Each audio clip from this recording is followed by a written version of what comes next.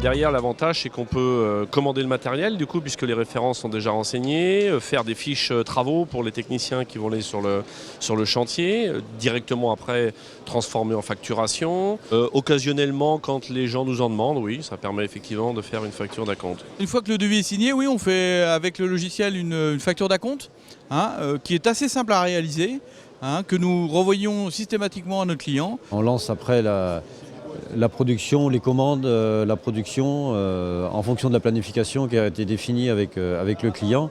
Et après le devis, on le transfère en facture, soit totalement, soit par étapes en fonction de la durée du chantier. On fait des factures de situation. Et visuellement, on a un système de rangement dans l'entreprise où on voit et on optimise les stocks. Il faut accepter et signer un acompte versé. Je commande tout de suite la marchandise. Par exemple, pour des fenêtres, il faut attendre 1 mois et demi. Et je fais mon planning. Je fais mon planning manuellement là.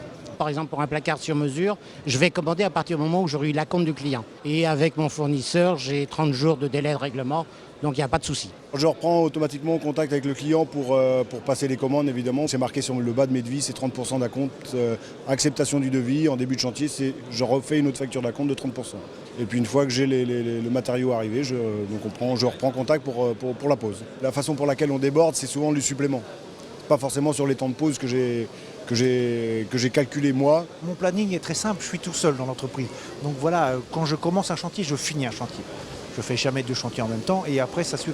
Je commande mes produits, ma peinture, mon papier bien à l'avance, 15 jours avant de commencer le chantier. Comme ça, quand je commence mon chantier, je sais que tout est là et je ne vais pas avoir de problème de fourniture.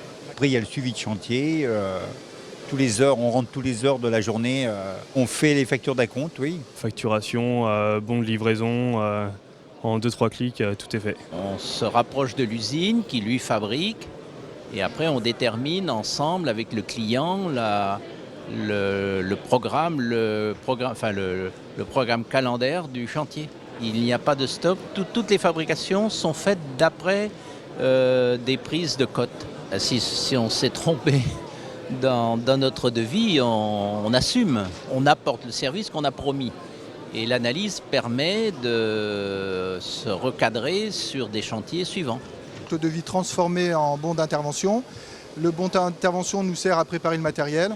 On donne le bon d'intervention au technicien. Le technicien fait sa pause, remplit un bon manuel de livraison. Et lorsqu'il revient avec son bon d'intervention, bon manuel, la secrétaire passe, s'il n'y a pas d'information particulière, transfère tout en facture. On a eu du mal un petit peu au niveau juridique à savoir comment établir la facture et bon, on s'en sort pas trop mal pour l'instant. Tous les jours, on note sur des cahiers journaliers, telle équipe est sur tel chantier, tant d'heures de passé. Quand le chantier est terminé, on a notre total d'heures et on va visualiser sur notre ordinateur le temps que l'on avait à passer sur ce chantier-là.